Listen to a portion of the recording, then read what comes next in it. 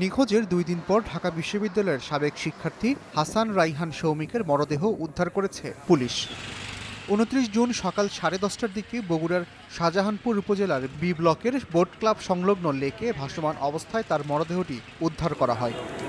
সৌমিক ঢাকা বিশ্ববিদ্যালয়ের computer science বিভাগ থেকে স্নাতক সম্পন্ন করে উচ্চশিক্ষার জন্য যুক্তরাষ্ট্রে যাওয়ার প্রস্তুতি নিচ্ছিলেন। পারিবারিক সূত্রে জানা গেছে ২৬ জুন সন্ধ্যায় জলশ্বরীতলার বাসা থেকে হাঁটতে বের হন সৌমিক। এরপর থেকেই তার মোবাইল ফোন বন্ধ ছিল। সম্ভাব্য সকল জায়গায় খোঁজাখুঁজি করেও মেলেনি সৌমিকের সন্ধান।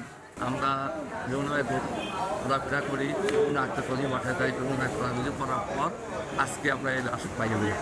আমরা সুস্থ তদন্তের মাধ্যমে একটা বিচার চাই। পরে আজকে পরে আমরা থানাও যে একটা লাশ বাজারা ক্যান্টনমেন্টে স্টেশন বোট ক্লাবের লেখে ম্যাচ দিচ্ছি।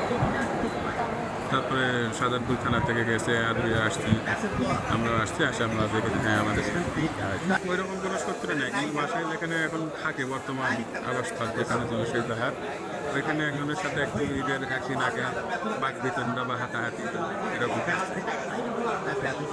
আর এছাড়া শহরে সতর্কতাগুলো আছে, কোনো ইস্যুই নেই।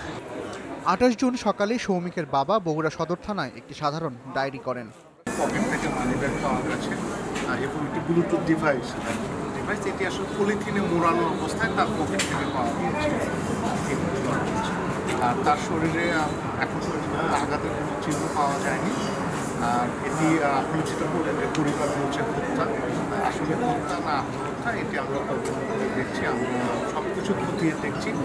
আমরা এটি ময়নাতদন্তের জন্য আমরা প্রেরণ করব, ময়নাতদন্ত আসলে সত্য মিথ্যা বের করে আসবো।